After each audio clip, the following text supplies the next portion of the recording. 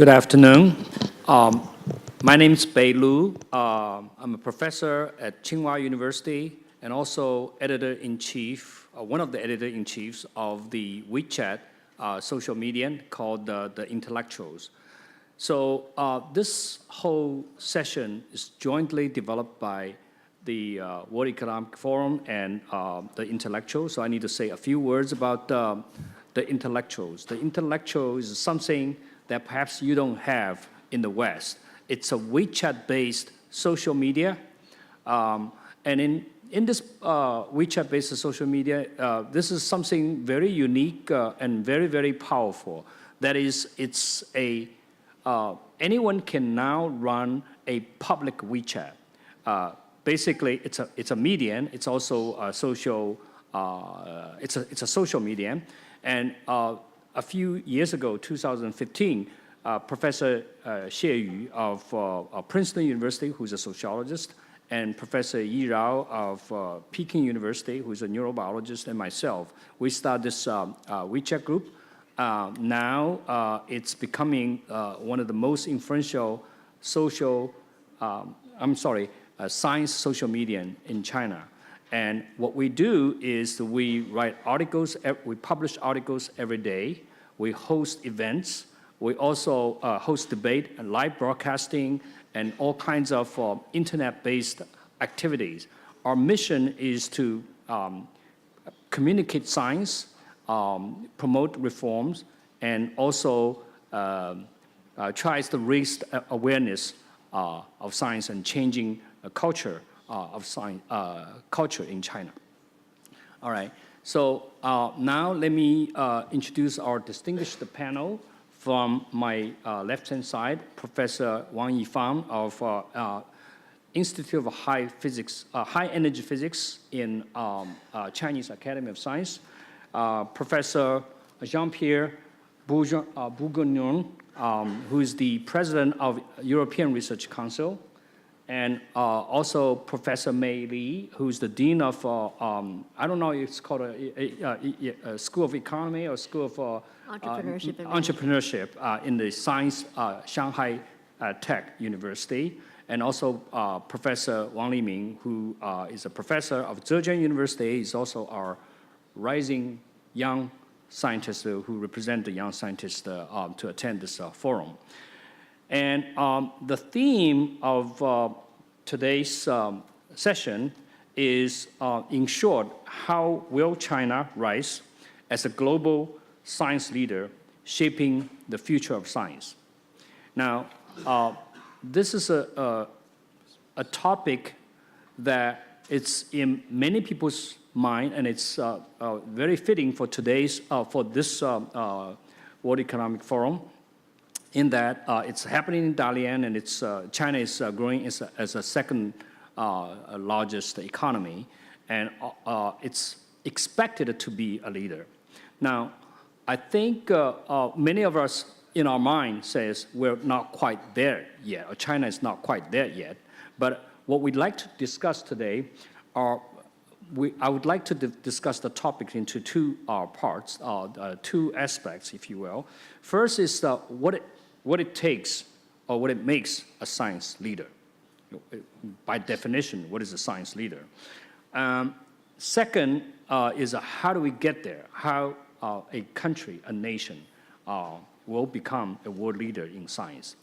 So let's begin with the first part, and I'm sure all our panelists all have their own opinions and own perspective.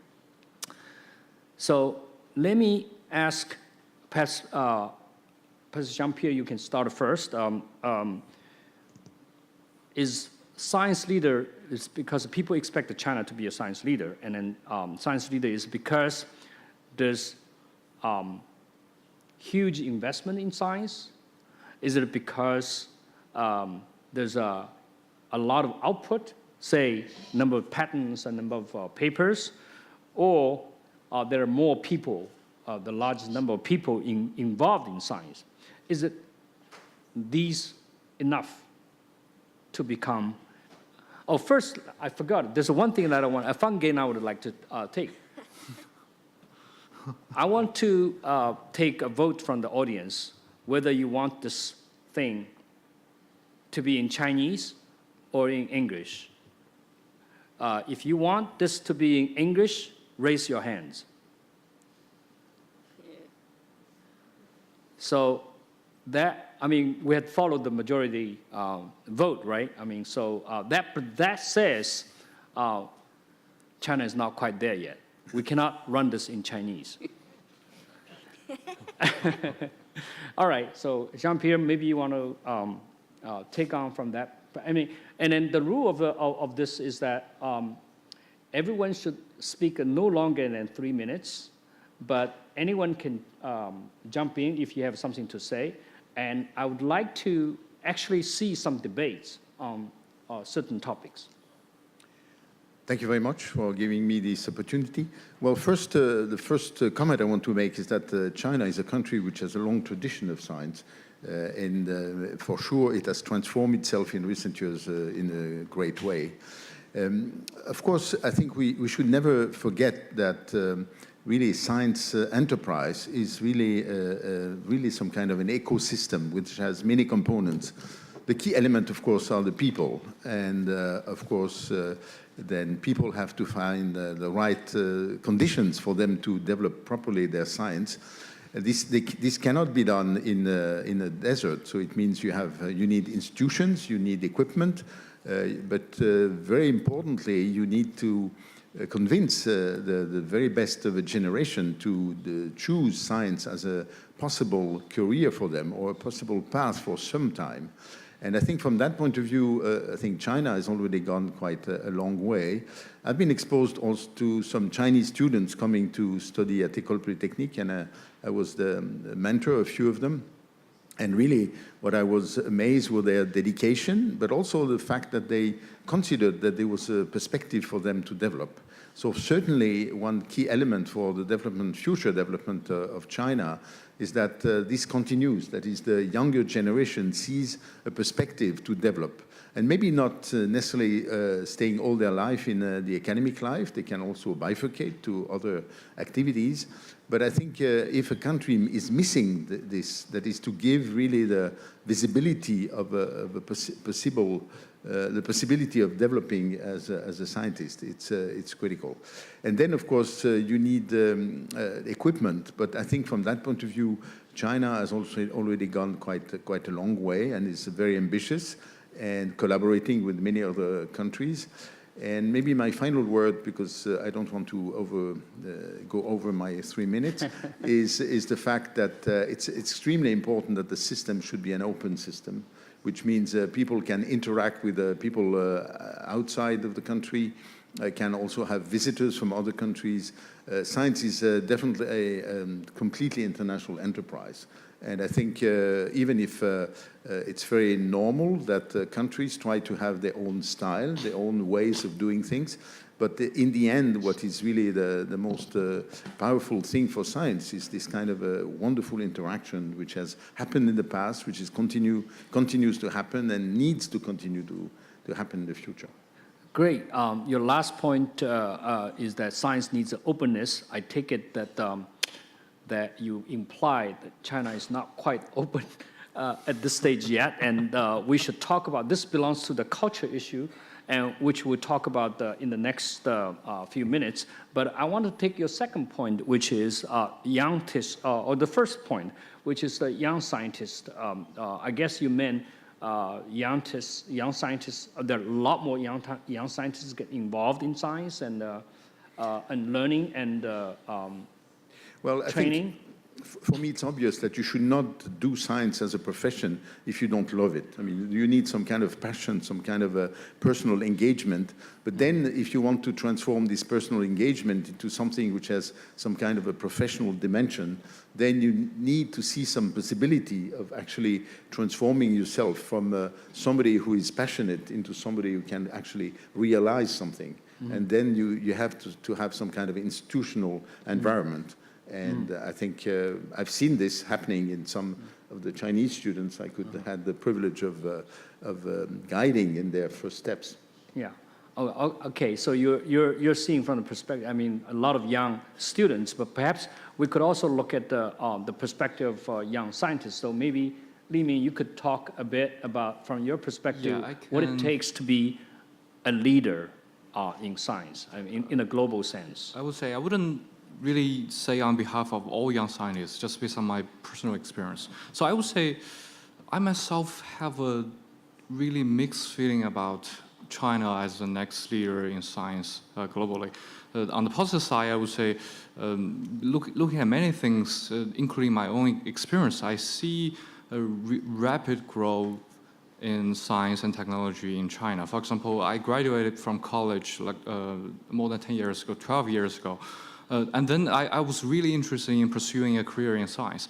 But I found my only option was to, say, got my PhD abroad. Because I can hardly find good labs doing cutting-edge science in China. So a lot of my colleagues, my peers did the same thing. We went abroad to got our PhDs from US, from UK, from Japan. Then 10 years later, now, what we can see is we can see a lot of labs. A good number of labs, institutions are pursuing good science here with good support from the government, with a good team of scientists supporting their research. And at the same time, if you look for a lot of metrics, for example, number of papers, number of good papers, total citations of the papers, or to say number of good papers published in top-tier journals, we do see there's a boost of these numbers in the past 10 years in China. So in that sense, I'm really positive about China being the next leader in science in the near future. That's some of my personal experience and perspective. So 12 years ago, you went abroad for education to learn science. Yeah. Do you think now it's time for people around the world to come to China to be educated or to learn about science? That's a good question. Actually, I wrote a series of articles about PhD choices for undergrads last year. So now I think I'm a biologist, by the way, so I'm only talking about biology. So I think now I'm confident to say that for undergrad student who is interested in pursuing a career in science in China, it's certainly, I wouldn't say going abroad or staying in China is absolutely the right question. So that means he or she has a choice. As long as there's good labs working on the same direction as he or she is interested in, he can choose to stay in China or going abroad. I wouldn't say at this moment that staying in China, pursuing a PhD degree is already more advantageous than going abroad. I wouldn't say that will happen quickly in the next few years, but hopefully that will be the direction. What about the non-Chinese who are coming to China? May, you want to say? Well, actually, I would like to make a slightly different point, keying off of some of the things that the other panelists have said. I should say at the outset that I'm honored to be on this panel. I know all three of these scientists, but I also have to say in full disclosure that I'm not actually a scientist. I'm a lawyer by training, and that may frame what I'm about to say. And that is, the topic, of course, today is whether science will be the next leader in science. And I think actually, given where we are now historically, that another way to think about it is whether there will simply only be a leader or whether there will be many leaders in science, given the fact that knowledge and people can transport themselves and move much more easily than they used to, regardless of how open or closed you may think any country may be at any moment in time. And for me, the more relevant question is actually when China will mature truly into its role as one of the leaders. It's clearly on that path. I should say also, usually whatever Jean-Pierre says, I just say whatever he said, because he's usually much wiser on this.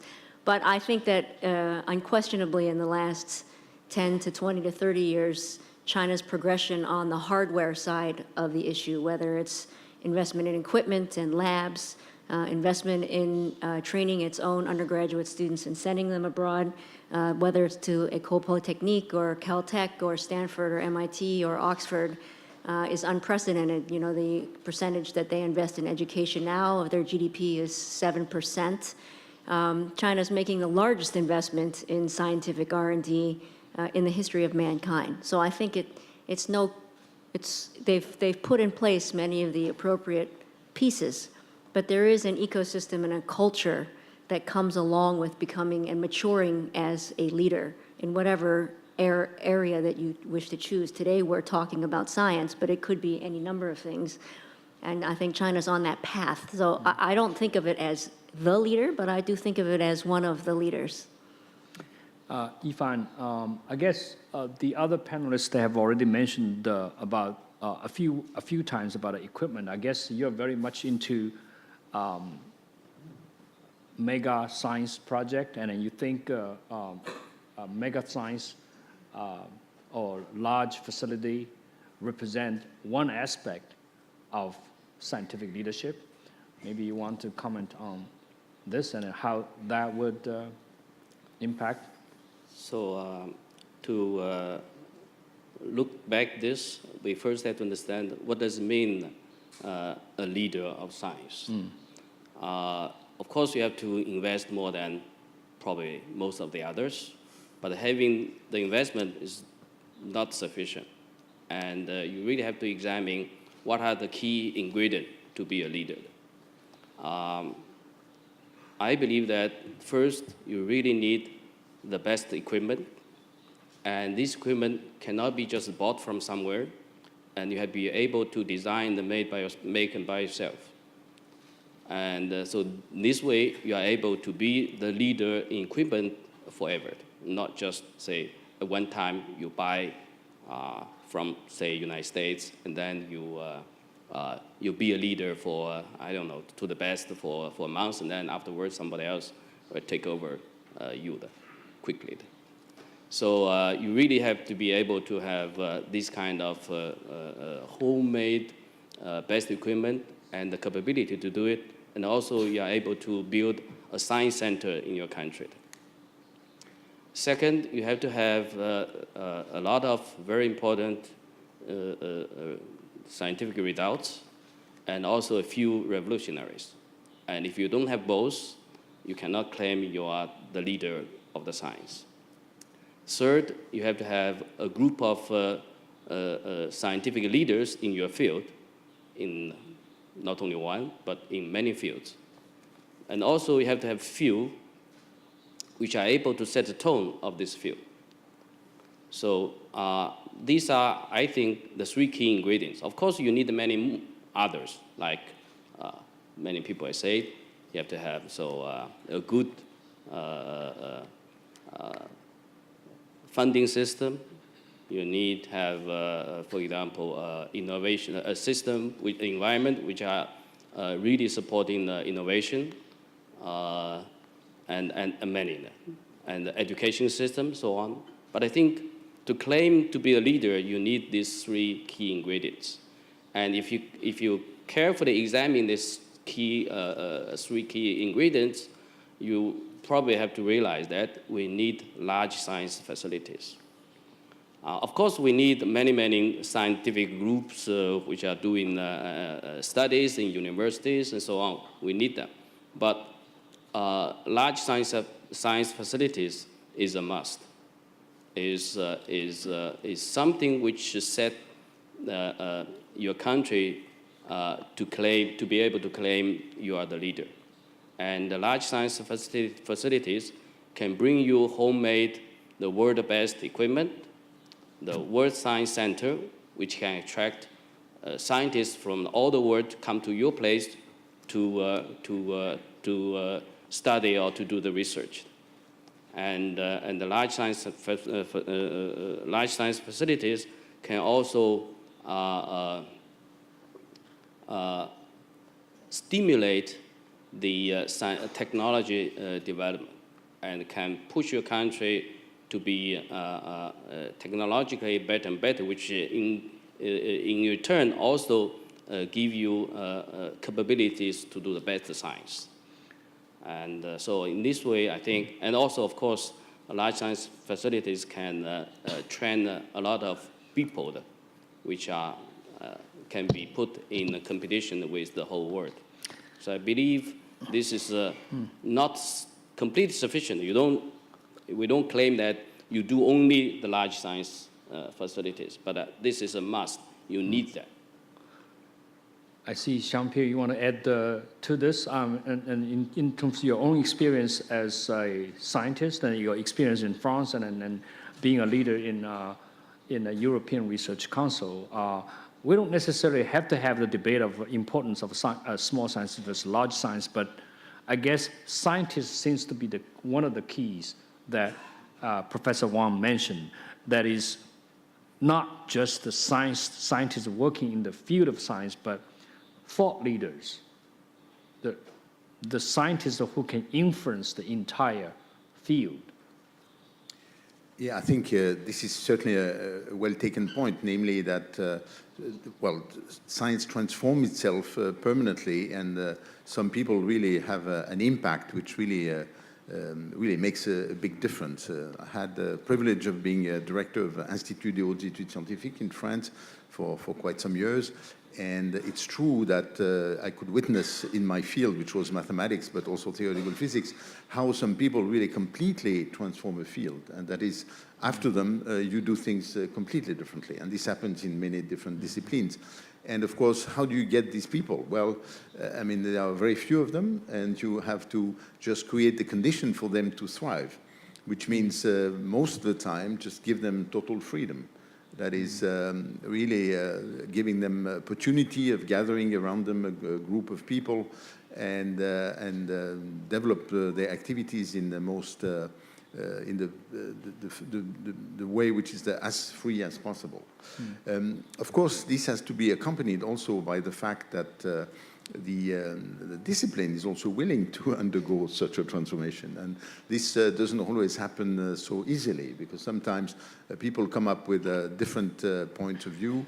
And I quite often quote this statement, which was very interesting, I think, by 4 very distinguished German physicists when they hired in the Academy of Science Albert Einstein in 1913. And they make the comment that, of course, he's a great person that they want to attract to Berlin. But even he made some statement in his, these famous 3 papers in 1905. One of them was really the new explanation of the photoelectric phenomenon by claiming that the photons are really particles. And so the comment by these great physicists, including Max Planck, was to say, well, of course, he made some crazy statements, but we should accept that. And actually, it's only by making crazy statements that science is moving forward. And of course, after that, this was one of the major discoveries by Albert Einstein. So we have always to be in this setting that when people come up with really disruptive new visions, sometimes even the greatest people of the time may consider this as really not acceptable. But later, of course, it imposes itself as the right way of looking at things. So there is always this need for the community to accept these kind of ruptures. And they are always, they leave some people aside, and some people can resist. But, I mean, the history of science is full of such situations. So you're saying disruptive and transformative ideas brought by great scientists who will change the world, and therefore this will become important elements of being a scientific leaders in science. Yes, that is to create the condition where such people can really actually develop themselves and be accepted, even if there is some resistance by some other parts of the community, and make it possible for them to thrive, which is actually not obvious. Yeah, so Li Ming, you're in China for quite a few years, and then I guess we're all getting to small science or big science. If you are a leader, you have to have followers, and you have to be a magnet that attracts people, right? So, are we there yet? To follow up on Jean-Pierre's comments. I would say to really become a leader in science, there are certain things that can be planned. For example, we have been talking about investments, talking about recruiting people, talking about big facilities. I think all these are very important, and they can be planned. But as Jean-Pierre just mentioned, I think there are certain components in science advancement that cannot be planned. For example, I can just make an example. For example, when we are talking about the UK as a science leader in history, we are usually not thinking about the money, how many people they have, how many papers they have. We are thinking about Newton, we are thinking about Maxwell, we are thinking about Charles Darwin. For the same thing for the US, we are thinking about Benjamin Franklin, we are thinking about Richard Feynman, people like that. So these great scientists, these important discoveries, they cannot be planned. They just emerge on themselves. So we can foster them, but we cannot plan them. So to me, I think one of the important things we have to keep in mind is that we have to create a culture and a society that foster the emergence of great minds, great discoveries and scientists, instead of simply trying to plan them. And that's why actually in my personal experience, I spend a lot of time actually writing, doing science communications and educations to the next generation. One of the reasons is that for those of you who don't know, he published 2 books. One is called the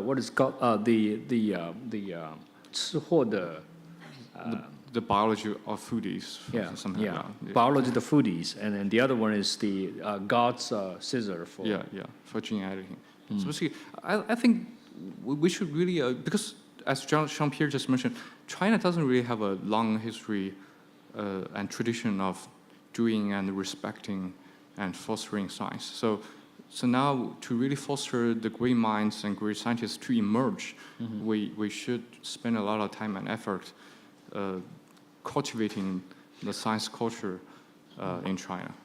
Great. We naturally get into the subject of culture now. So in order for great science and great scientists to emerge in a country, you need certain elements in culture. And I guess May cannot wait to jump in and say what it takes, what kind of culture elements that are needed for creativity, innovation, and...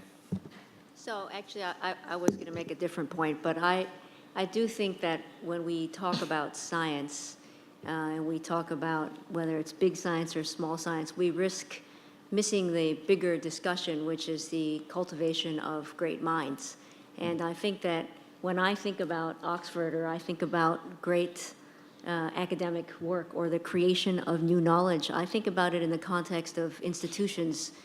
And by and large, I think about it in the context of university institutions, of higher education.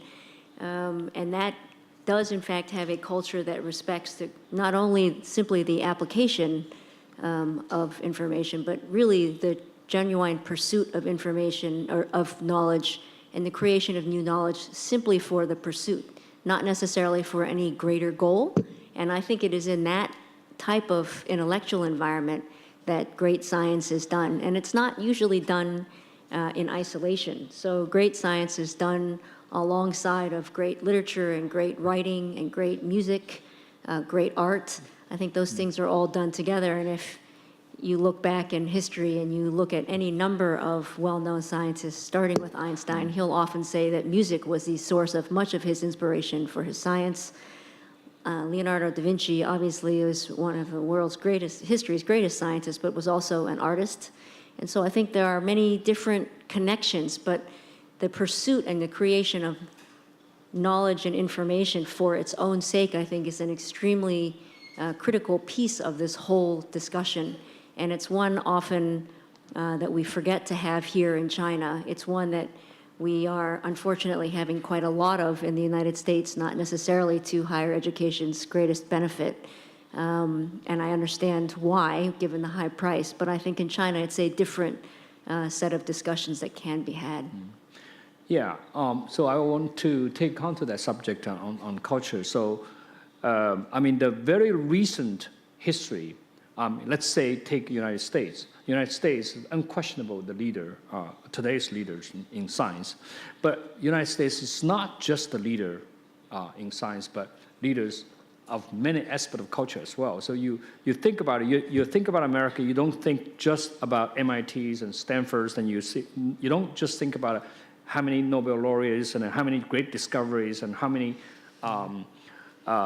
great talents has been trained, but also you look at United States, they have Hollywood, they have jazz, they have Silicon Valleys, they have all sorts. So this whole thing creates a culture environment. We call it ecosystem, which is great for creative minds. So maybe Professor Wang, you could say a few words about what are the, I guess in China, the Chinese tradition has this obedience, and that may or may not necessarily be good for creative thinkings and so forth. So I guess you've trained a lot of students, and you must have experience in how you think we should deal with this.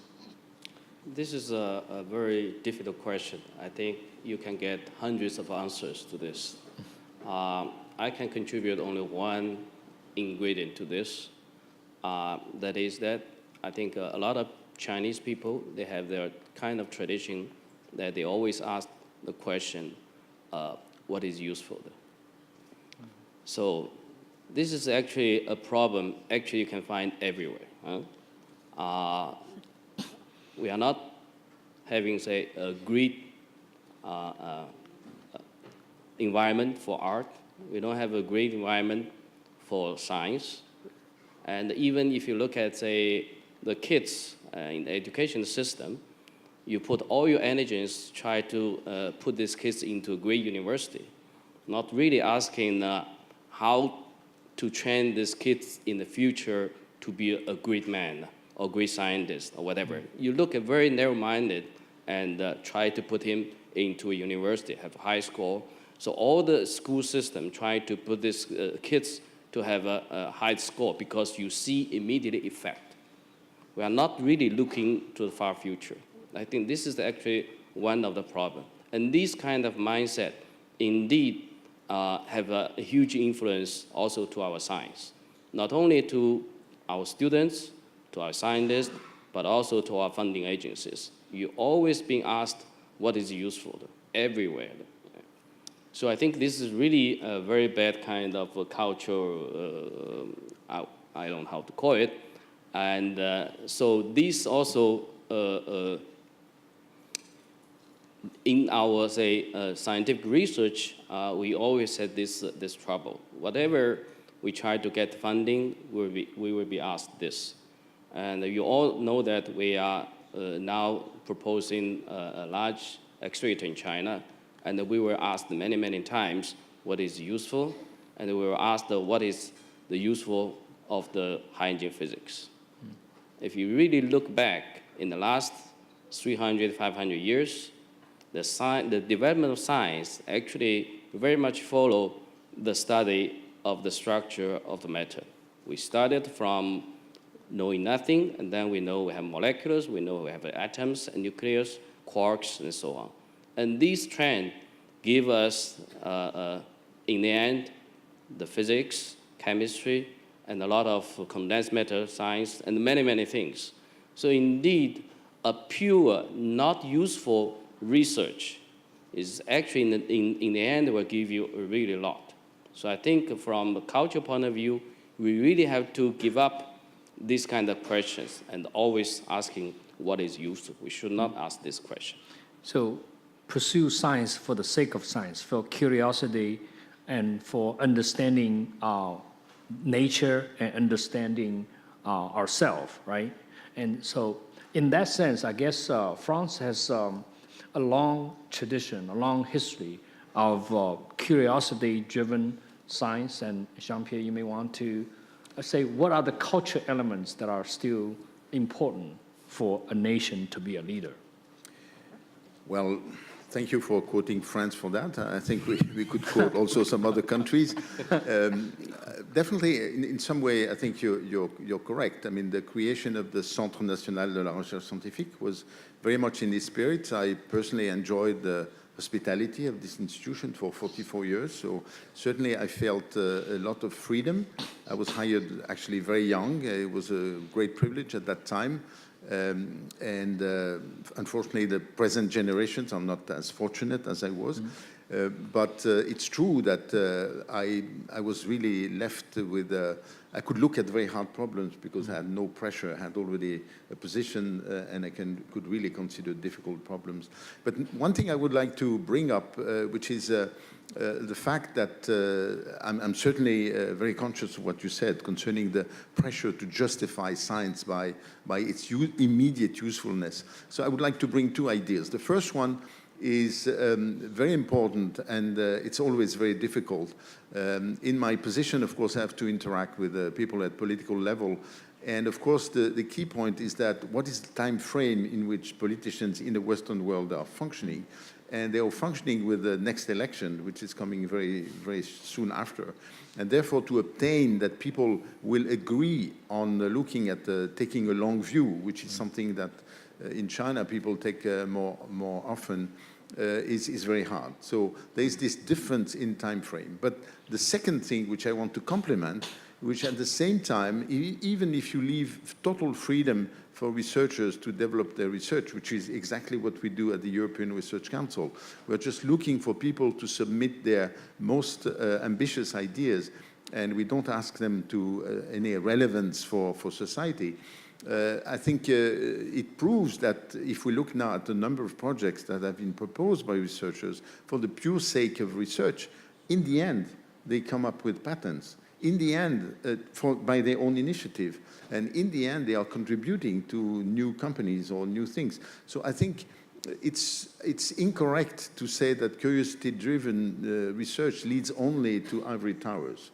Maybe some people will stay in the ivory towers, but at the same time, some others will be coming also with real breakthroughs which will have an impact. So I think to oppose the two is not the right approach. And this is why at the ERC, European Research Council, we really look for what we call frontier research, where we don't want to discriminate between basic research, applied research, or technological research. It's true that a majority of our projects we are financing are on the basic side, but there are still some others which are on even the technological side.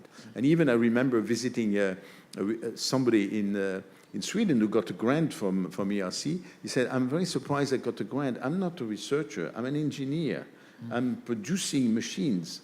But he said, fine, if your machines, really allow the researchers to make great progress, you're completely welcome. And so it was kind of interesting to see that this person felt himself outside the perspective when he was fully in the perspective.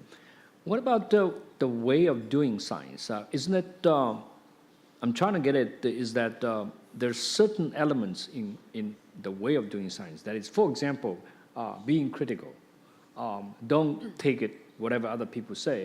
And with these elements, and you mentioned the words openness, right? Openness is another thing. So there are other elements, cultural elements that need to be there in order for science to be really flourishing. Well, as you know, as scientists, we know that authority is never the right way of being convinced. So you have to convince yourself, which means that you have to come up with rational arguments for this. I'm a mathematician, so of course my profession is just to come up with proofs all the time. And quite often we know we come up with wrong proofs and you have to correct your proofs. But I think, of course, this is a very basic constituent of science. That is, it is there to be challenged. It is there to be developed on a rational basis. And of course, without that, there cannot be any science. So. Yeah, I'm saying this because in China, this has been a problem. That is, authorities or famous scientists like Professor Wang hardly get any challenge especially from the young students and scientists. You're absolutely wrong. Absolutely wrong. May you want to add? So I think it's not, you tried to connect it to openness, and maybe that's a part of it. But I think as China tries to find its own way and its own system rooted in the Chinese tradition and culture, I think Professor Wang said something about the educational process. And I do think it's possible to teach our students to think critically in a way that is without politics, so without I understand without that wandering into you're some teaching place. a class of critical thinking in the Shanghai Tech. Yeah, so we do teach a class on critical thinking, and we bring social science methodology in. And I think that the truth is our Chinese students are numerate, which means they're extraordinary mathematicians, and they're quite good at logic in the context of science and doing experiments. But the difficulty comes when they're asked to translate those same skills into a place where numbers are no longer in place and you use words and arguments instead. And I think then their ability to think critically falls a little bit short, not because they cannot do it, but because they've never had the opportunity to learn it. And so if I think about teaching students to find hidden assumptions, or to teach them to identify their own assumptions, or to make clear definitions in the context of something as simple as how would you measure crime, it's a different kind of critical thinking that requires to think about, well, what is the definition of crime? Why are you measuring crime?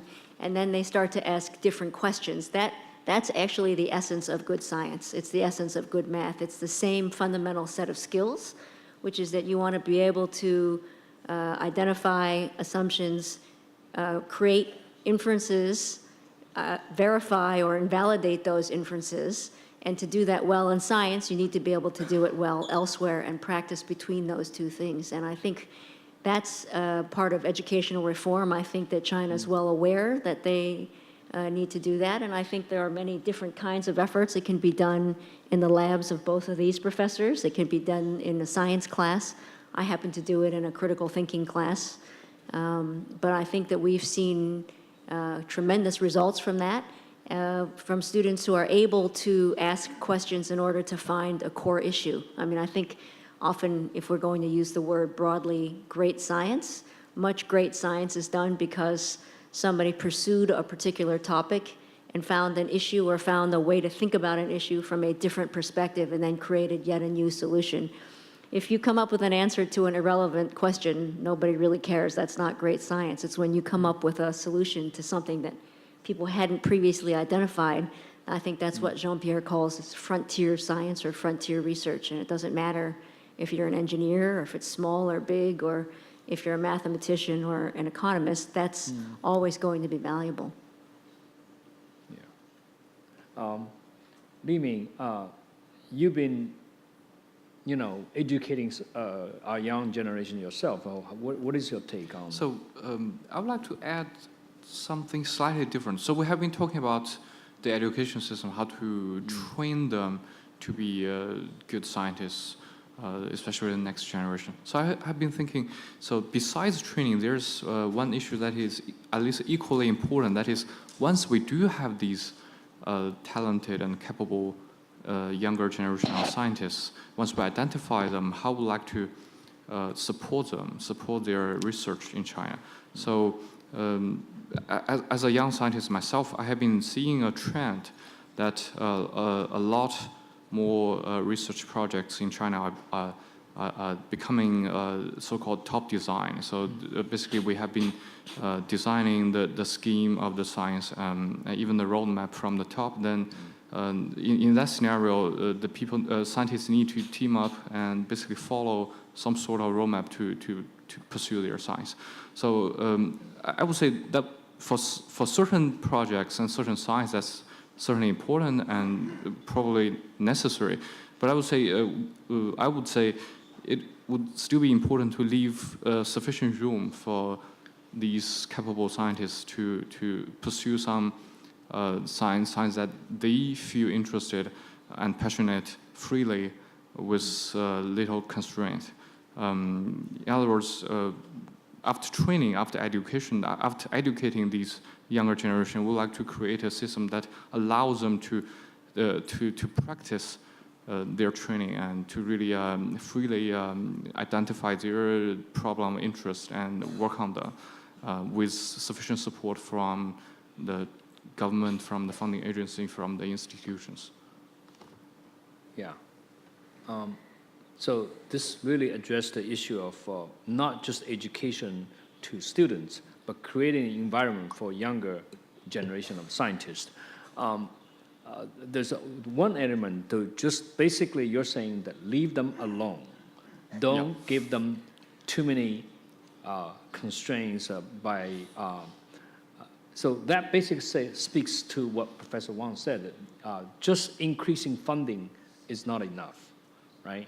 And there are other elements that I want to raise an issue of diversity. That is, when you have a diverse environment, you're more likely to stimulate the creativity. Now, even in places like my university, Tsinghua University, if you walk on the campus, there are hardly any black students or white students. Or on our faculty, we have 2 Caucasian professors in the entire med school. So that, I guess, limits its diversity. And I guess what Professor Wang wants to build this large scientific facility, one aim of that is to create an environment that will attract scientists from other places to come to China, isn't it? In order to have other scientists to come to your place, you have to have a reason. Either you have the best equipment, you have best people would like to work with, or you have something which is very special. So there are a lot of things we are not able to plan, and they have to grow up by themselves alone. But there are a few things which we can plan. So we should just do what we can do. And of course, we have to have some stimulating environment so that we are able to have a genius. But nobody can predict whether we are going to have genius in the next 5 years, 10 years, 100 years. Nobody knows. But let's try to do what we can. There are a few things we can do is to build the world's best science center. And these things, once you are able to have it, you are able to have a World Science Center, and people will come. And then you have the best people in the world work together, and they interact with each other. They may generate a very good, say, environment for innovation. And these kind of things were spread out over the country. And then in the future, afterwards, you may have a good possibility to have a genius come up. And by itself, these science centers can generate, of course, its best equipment. You can have the best results. May not be revolutionary, but you may have a lot of very important good results. They are the best of the field. And you can have the best equipment built by yourself. And it is going to have some momentum, some push to the development of the science in China. So these are things we can do. We just should do it. There are other things we just have to hope there's a luck. So you're saying that the best equipment and lots of money would attract scientists to come. This actually have already happened in Shanghai Tech, and they have lots of money, and they were able to attract some of the world's best-known American scientists, the member of national academies. They have now quite a lot, actually, like 10 or so world-famous scientists to come. But I guess Li Ming may agree with me. It's not a leader in science, at least not yet. So maybe you could say a few words about what it really takes. Now, you have lots of money, you have the best equipment, you have even the best thinkers on campus, and yet I think by international standard, Shanghai Tech is not, in today's standard, a center of scientific excellence yet. Yeah, so I think the key word is yet, and on our defense, we're only 3 years old. So maybe 4 years old. We're going to graduate our first class next year. It's true. So we have Roger Kornberg, Kurt Roethrych. We actually have a Swiss Nobel laureate who spend time there. We have a large number, Ray Stevens in the life sciences area. We have a large number of Western scientists who have chosen to come. We have You have a lot of money. because we have the facilities. There's no question that, particularly in the United States, as NIH funding and NSF funding continues to get cut, for particularly hard bench scientists who need equipment and big lab space, China is an extremely attractive place to come. I will say that I think from Shanghai Tech's perspective, it is early. It's a little too early to say. I do think that all of the things we've discussed, particularly in terms of environment, will be very important. But if I look Environment in what sense? in the sense of allowing the young scientists to flourish under mentorship of senior scientists, of not asking the question of what use is it too often or too early. I think the real acid test will be when these Western scientists choose to come here full-time. So, of course, Nobel laureates, they're in their own category. They can go where they want, live where they want, do what they want, and most of them do. But we have, to date, I think, very few people who have truly committed to leaving a tenured position at MIT to come here full-time, somebody who doesn't look like us. So, somebody who looks like Jean-Pierre, for example, will leave École Polytechnique, or somebody who will leave ETH to come here full-time, I think Why is a not? different kind of test. Well, I think they Why haven't. not? Why didn't they want to come? If they have paid 5 times the salary, 10 times of their research money, and, beautiful house, brilliant students, why not? So you can look at KAUST as an excellent example. I think they have tried for many years. Lots of money, great equipment. As somebody said, well, it's still in the desert, so no matter what you do, I'm still surrounded by sand. I mean, I think you But need to... Shanghai's not surrounded by sand. No, Shanghai's a wonderful city, I have to say. My mother's from there. Beautiful city. But it's early. I think it's early, and I think that the uncertainty of the future, the uncertainty of the environment, I think is difficult. It's, as I said, we're on a maturation path, and until the maturation reaches a certain place, people, we're people of rational, we like to think that as scientists, we're creatures of rational decision-making. So if you're choosing between MIT and Zhejiang Daxue, which is a fabulous university, for the moment, you may not, for either cultural reasons or scientific reasons, choose to move here full-time yet. But I hold out hope that one day that will happen. So in 3 years, we come back to this place, you think Shanghai China Tech has a will be- long history. I think 3 years may not be long enough. Yeah. Oh, Can I say a few Yeah. words about this? I think Yifan this wants to say, this kind of center should not say only depend on the money. If you have a lot of money, you buy equipment, you can buy people. And quickly, somebody got the same money, he can do the same. So the center, so-called center, will be shifted quickly. So the key is actually that your equipment is not bought from somewhere. It has to be built by yourself. You have the capability to design, build equipment, you do the best. And these kind of capabilities, people will take 10, 20, 30 years to catch up. So there's no way it can be changed and shifted to somewhere else. you mean very unique equipment You that have to. other places You cannot have? You have to. If you don't have these capabilities, no, you are not the center of the science. Yeah, that might be true for physics, but it's probably not true for life science. I mean, right? Or math. Li Ming? I mean, I can hardly imagine that any place would build equipment that is so unique and it's so expensive and so unique that others cannot make or others cannot build, and therefore they cannot. Even for biology, if you buy all the equipment, and right now, most of the equipment, I believe, from Europe, from the United States, I believe they're not from China.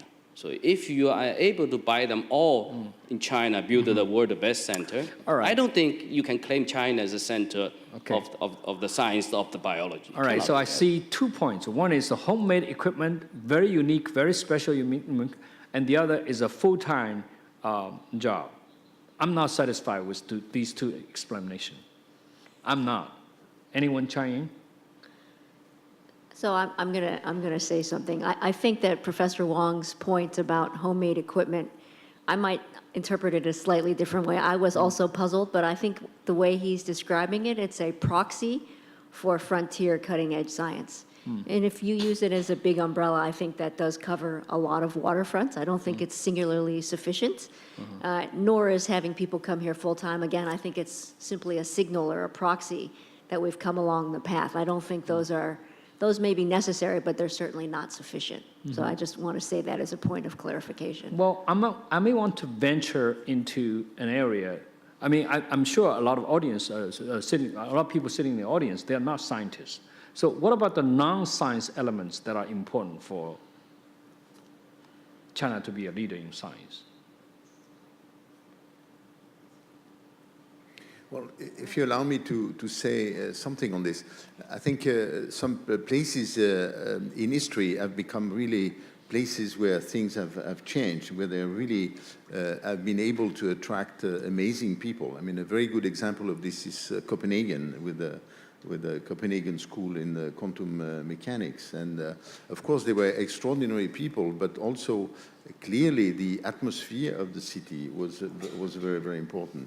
If you look more in the social sciences, I mean, Vienna at some point was a fantastic place of actually very multicultural, and where people with different backgrounds really, and also you could see both in terms of the music, in terms of the I mean psychology or psychoanalysis, really totally. I mean, it was a very special place, and people wanted to be there because it was there that you could meet some extraordinary people. So at some point there is something happening at the place where a spirit of a special spirit develops, which is a mixture of many different things, which is difficult to identify as a, but it has happened in history in a number of places, and with the various.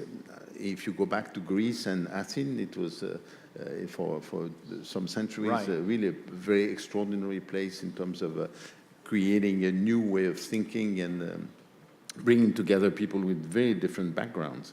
Right. So I think there's this dimension which is difficult to describe analytically, but you can be recognized at some point that at some moment there is really something coming together. You mentioned France at some point. Definitely in terms of painting, Paris was a very special place at some point. I don't think it is anymore, and it's difficult to describe why at that time. So but it that's definitely happened. another element that great scientific leaders could be inspired by people who are not scientists, including musicians and artists and historians and so forth. To me, there's another element that is, I think one of the greatest contribution to science, especially in biomedical science, is the Howard Hughes Medical Institute. Howard Hughes, and now the recent one is the Paul Allen Institute for Brain Science. Those people who are not a scientist, but they made a huge contribution by doing science in a way the scientific community itself cannot or do not do by itself. I guess Li Ming wants to say a few things about I guess that problem goes back to communication and education issues. Because, say, I guess you are basically referring to the support of science by the public, by the private foundations, including the private foundations. I think that's certainly an important element of being a science leader and science center. But to really have that, meaning to have these private foundations supporting science, to have these rich people donating public to engagement in science, science. we first need to cultivate a culture that respect, that love, that have their engagement with science. That's something we are still lacking in China. I think that will be the first step, in my opinion. That first of all, we really have to spend a lot of effort and time educating people what is science, why science is beautiful and powerful, and why they should get familiar with science, and why the younger generation need to, at least some of them should find science interesting and should pursue science as a career. Then that will be a time we can really talk about have private support of science, have the general public support of science. That's my opinion. I'm sorry that we're kind of running out of time, but I want to give a chance to the audience who may have questions for our distinguished panelists.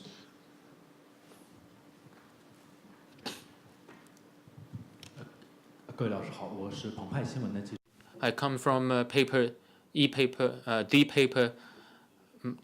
My question is about honesty, integrity, honesty and integrity. You have heard about the withdrawal of Chinese papers. I wonder if you have anything to say. 这个学术诚信，我想这本身是一个不需要讨论的一个问题。我觉得作为一个科学家，或者作为一个从事学术 As a scientist, we shouldn't have to discuss the question of integrity. It shouldn't be a question. Maybe it's temporary in China. And there is a utilitarian view towards science. Maybe where there's too much haste in academia in China. We want to spread the ideal of science. We want people, including students who are involved in science, to understand that ideal. I think with continued efforts, this will improve. Yep. It's a topic I spend a lot of time discussing with my students. I think the term academic integrity that we use in English, when it's translated into Chinese as 学术诚信, loses a little bit of the nuance and the history of academic integrity. I give my students a list of events. I say, somebody copied 10 words from somebody else's dissertation, to they copied 10 pages, to they cited something from Wikipedia, to they forgot to leave a citation. And I'll have a list, similar types of things, and I'll say to the students, which of these constitutes, some sort of academic misconduct? And the students inevitably pick the one that says, they copied 10 pages. And I'll ask them, but why are these other things acceptable? And they don't actually have an answer, and I think it's not because they don't want to know or they don't understand, but they've never been taught. Whereas in the West, at a very young age, we are taught to take notes and then to write our own sentences and to create our own arguments. We're actually taught that attribution is extremely important. As a lawyer, I spent one semester learning how to write citations. But I think there's a piece of academic integrity that involves responsibility and conduct. It's a concept, if you look historically, came from the 1700s and eventually evolved to the integrity of the institution, starting with the integrity of the individual and moving to the integrity of the institution. And I think that's not something that the students understand. And I think when they're taught that, it is something that we will slowly begin to ameliorate and hope to see decrease. But I think it is also related to what's happening in Chinese society more broadly. And I think those two things are very hard to separate out. Right.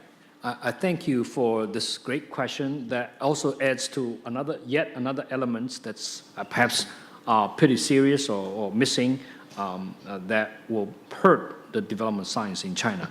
But anyway, our time is up, and so I want to and have all the audience have a round of applause for our distinguished speakers, and thank you for coming and stay late to the session. Thank you.